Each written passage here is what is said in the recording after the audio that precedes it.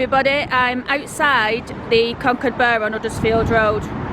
Now, obviously now it's called the Last Orders, but years ago it was called the Conquered Bear. Now I think it was 1835, sorry, when this pub originally got its licence, and it, interestingly enough, it got its licence in the year and the name that bear baiting was made illegal in the country. So I think the Conquered Bear was probably, you know, in reference to that. What I want to do is just get across the road first of all without being knocked down, and then I want us to have a look round, because I reckon that doors, I'm fascinated with doors for some reason. I don't know why, but we've got all the signs outside, all the special offers that they've got on. It's called the Last Orders at the moment, but I heard that it's going to be changed back to the Conquered Bear, which would be really good, I think. You know, take it back to its original. No mask, no entry. It's bloody strange, this COVID stuff, isn't it? I don't usually mention it on the channel, but God, let's hope it's over soon. So yeah, the Conquered Bear, I'll call it, is on the corner of Huddersfield Road and Taylor Street. That old sign there is really nice, I think. Now, I did actually used to come boozing in this pub when it was the Conquered Bear. Oh look, the back of it's open. Is it open?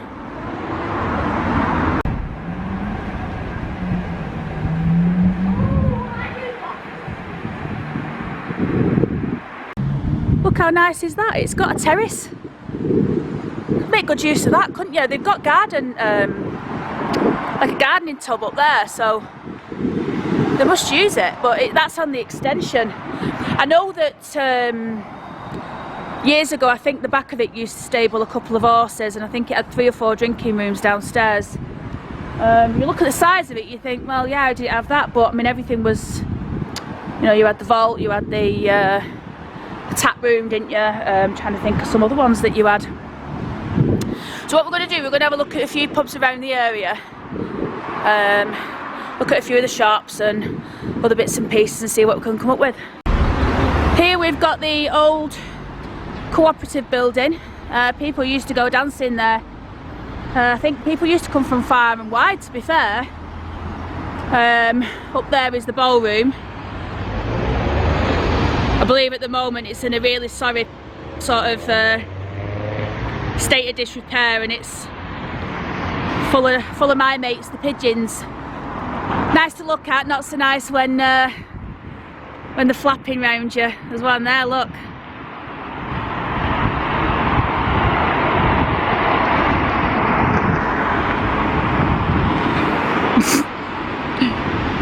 Buggers. This building, you know, this was built by an Oldham architect. What are they called now? Something Sinister. Taylor and Sinister, I think it was. They had their offices on Yorkshire Street in Oldham, but they got the the contract to build this place. I mean, they must have done well out of it, but I mean, they did a really good job as well. Can you see that they've still got all the beautiful glass windows in the top? Stunning. Right, let's go and have a look at the junction. Who remembers this place? I can't remember what it was called back in the day. I remember it being called Barclays, and I think Pat Kelly owned it. He also owned Cabaret and a few other pubs in Oldham. But I think he spent quite a bit of money on getting this place top notch. I think I went in for a few drinks, and it was beautiful inside. It's got this little gate there. I wonder why they've got a gate on it. But yeah, I'm gonna have to find out what it was. If anyone knows what it was when it was before it was Barclays, when it was a pub, let me know. It's certainly very old. And then just over here we've got the junction. Now this junction here, this has been here since, wow, think 1840, the original junction. Obviously this isn't the original junction, it's too modern a building. But again, this was a small beer house. They were cottages, and then they became beer houses. Beer houses only sold beer. They had to get extra licenses in order to sell wines and spirits, I believe. But this, I don't know when this was built. I'd suggest probably 50s, 60s. But the original cottage that was here had three drinking rooms downstairs, had a couple of stables in the rear, and it wasn't big enough. The original building wasn't big enough for people to sorry, I thought someone was coming out the gate then. Yeah, it wasn't big enough for people to live inside, all the family of the landlord.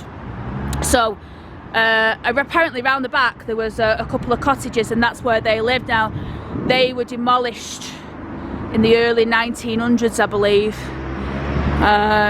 But again, another good boozer. What you tend to find on the hill, when people are allowed to go in pubs, of course, you know, you'll sort of go from the Junction to the Minders to the Weavers, you know, and any other pub that's open. The Carrion Crow up there, that's a popular one, but that's not a beer house. Just having a look around the side here. So yeah, I would imagine where this is here, this is where the cottages would have been. Right, I want to go and have a look at the Minders. Right, so this is the Minders. I don't know what's going on with this particular place. It looks like it says there on the corner, we'll go over in a second, it says over there that it's under new management, and then up here there's a sign that says it's for sale for 175,000. But this particular pub has stood on the corner here in one guise or another. Now, it was first granted a licence in 1842, I think it was, as a beer house. So typically what would happen all them years ago is the landlord would brew his own beer. There would be free houses, and he's still here. And yeah, so they would brew their own beer and serve it on the premises, and then I think over the years that's when the what they call the breweries would get involved, and obviously they would sell en masse, provide and what have you. But anyway, this particular building that you're looking at here is the Minders. This one was built in 1900. The old building was found to be in quite a sad state of repair, so I think it was Oldham Brewery took it over. I stand corrected on that, but I think it was Oldham Brewery that took it over, levelled it and rebuilt it to the building that you see today. Right, we're outside it. Managed to get across the road without being levelled. You know what I like about this pub? Loads of the pubs around here are quite the same. The beautiful windows that you get. We'll go and look at the Farmer's Boy in a bit, because that's a really good, well, a really nice building to look at. But when we are allowed to go to the pub, a little bit of an advert here for the Minders. They've got a doubles bar, so you can have a double gin, whiskey, rum, brandy, vodka for £2.70, and you can also have a splash, so that'll be a splash of soda or lemonade or what have you. That's the sign that says it's under new management. I think that might have been up for a while though. Reason being, there's quite a lot of rust on there. So, and then on a Friday and Saturday night, you've got the karaoke, 7:30 till late, and that's the old Holt Street sign. It's on the corner of Holt Street and Huddersfield. Hey, look at that! Just as a side note, look what they've done with those flats. They look really, really good. Really good. Look at that bar parlour. I don't know why my camera's all wonky today. I don't know what's going on with that. I think it's my tripod. And then this door here as well. Really nice. You've got the JW Lee's lantern. It's obviously the brewery that it's with now, but look how ornate this door is. I mean, they really didn't sort of spare any expense, did they? You know, you really did feel like you were coming into somewhere really, well, it is a nice pub, but you know, even back then.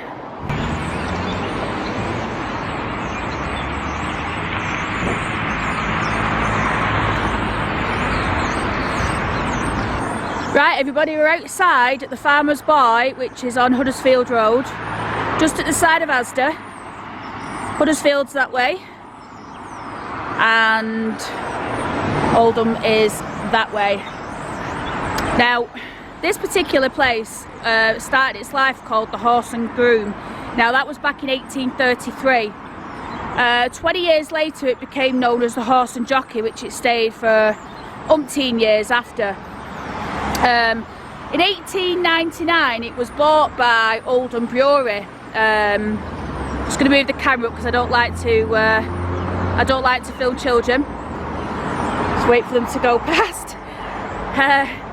Yeah, so in 1899, Oldham Brewery purchased it, and they decided that they were going to knock it down. So the old building went. This particular building that you're looking at now reopened in 1901 with a wine license, so it was no longer a beer house.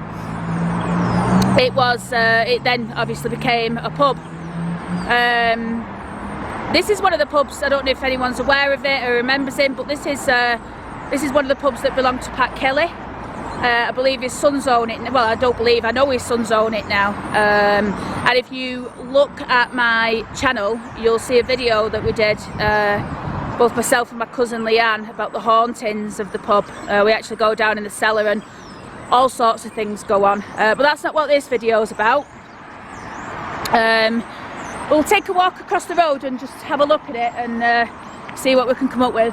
I don't know how new these are, but I really like these little lanterns. These lanterns, that's what torches. They're absolutely beautiful. And then you've got the gorgeous store. You've got the Farmer's Boy sign, which is actually built into the brick. Remember when I said the Oldham Brewery bought them? That's quite typical. They did the same with the King George down on Hollands Road. And then you've got the door. I know that Rory and Leanne did have it open for a time, obviously, when they were permitted to. But obviously, you know, government has shut things down again. But I really like this stained glass.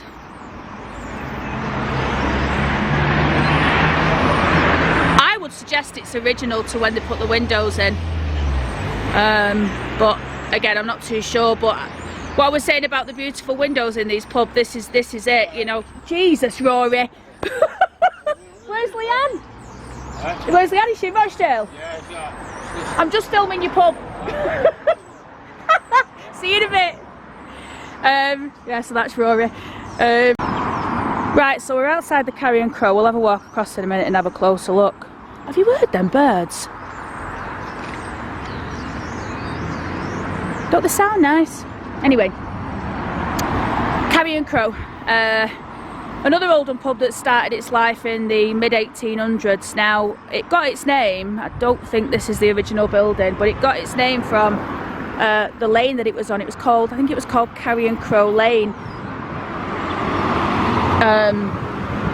And it started out as a little cottage, which was granted a beer licence. I think it was spirits as well, I'm not too sure, but I'm going strictly off memory. I'll correct myself if that's the case. But yeah, the Carrion Crow. I mean, this building, as you look at it, it's very old, and I would suggest it's probably two buildings knocked in, because if you look, this one I think is the original pub, and then this end of it I think was maybe a house or something, because the brick, it looks like it's been built onto it. The brick's different, but I don't know, I might be wrong. Let's have a closer look.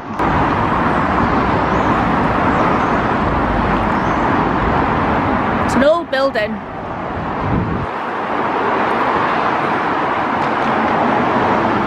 I really like that sign. Look at that sign.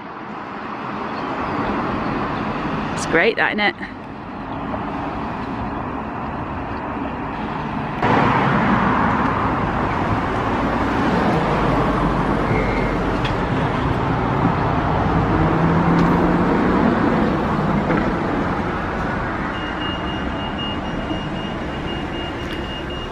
Beautiful door again.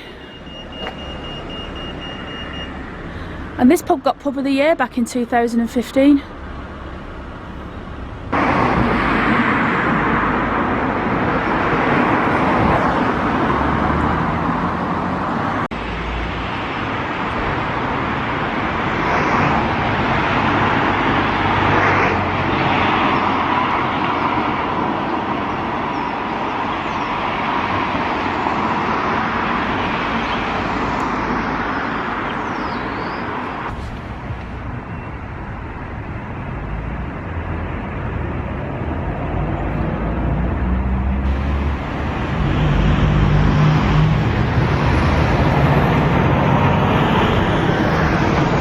on it. We're now, I wanted to stop, I know it's not up on the hill, but I wanted to stop and tell you the story of the Smut Inn. Now the Smut Inn is, for anyone who doesn't know, is on Oldham Road, Manchester Road, whatever you want to call it. Now the story of the Smut is really, really interesting. I read it and I just thought, wow, that's great. But I just wanted to show you this. Before I tell you, I just wanted to show you this writing on the outside. It's an interesting building, this. There's lots of detail, hidden detail. Well, not hidden because you can see it, but really nice detail. And it actually says, strive mightily, but eat and drink as friends. Anyway, the Smut Inn began its life in the early 1800s. Now, I don't believe it's obviously this building. It was 2 cottages. Now, there was a James Johnsfield that lived here for a while. I don't think he's related to the Johnsfields family, but who knows. So the Smut Inn, unusual name. And I've always wondered why it was called the Smut.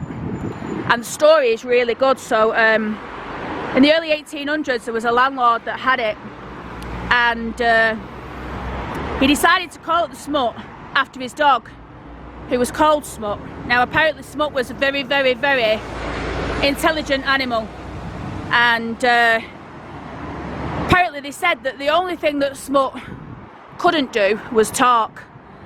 I just want to show you this here above the door. Anyway, Smut, as I said, a very, very intelligent dog.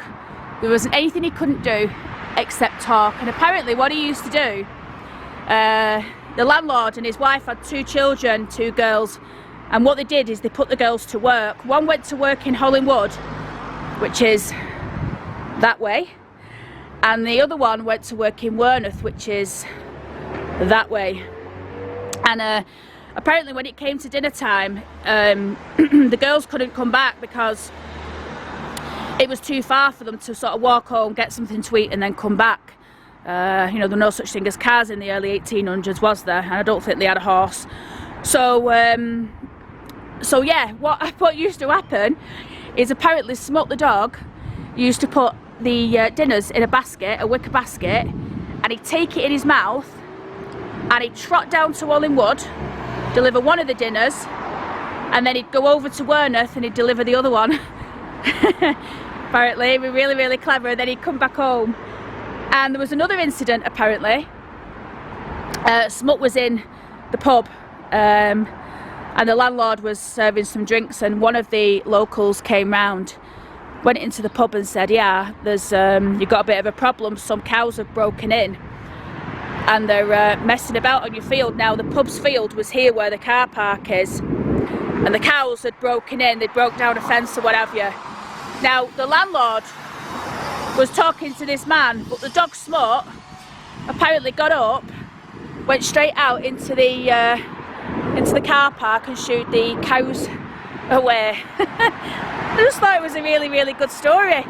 But more than that, the building, which I'm probably not doing a really good job of showing you, there's some really interesting marks. So obviously you've got the HB above the door. I don't know what the HB means, and then the name Smut. But I was fascinated with this when I first saw it. So it states that you're in Hollingwood, so that's where we are apparently, and then it's a milestone. So to Manchester Town Hall, 6 miles and 32 yards, and to Oldham Town Hall, 1 mile and 721 yards.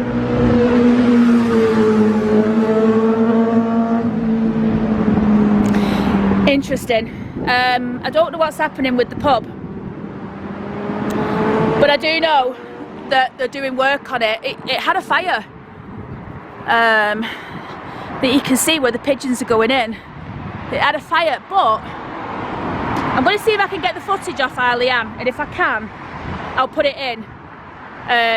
But my cousin Leanne, she used to work in this pub when a friend of ours, friend of the family, Mandy had the pub. I'm not going to give a surname because it's not fair, but Mandy had the pub for a while, and I remember when Leanne was working here, I came up and we had a pint, and Leanne took me down into the cellar, and let me tell you, It's terrifying. So as you went down the stairs into the cellar, they sort of went round on an angle, and there was like old gramophone records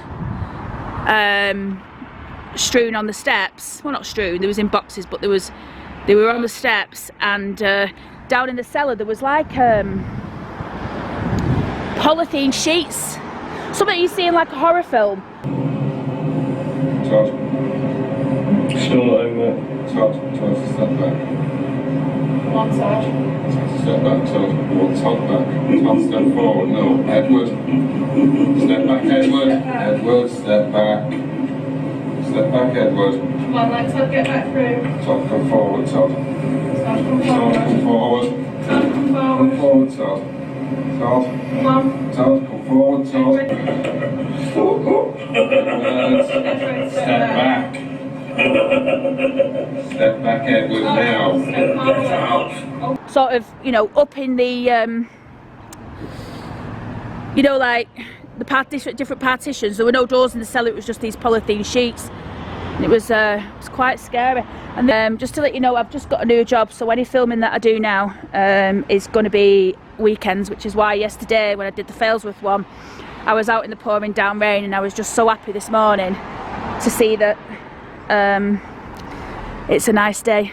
So yeah, so we'll leave it at that, and I will see you next week for another couple of videos.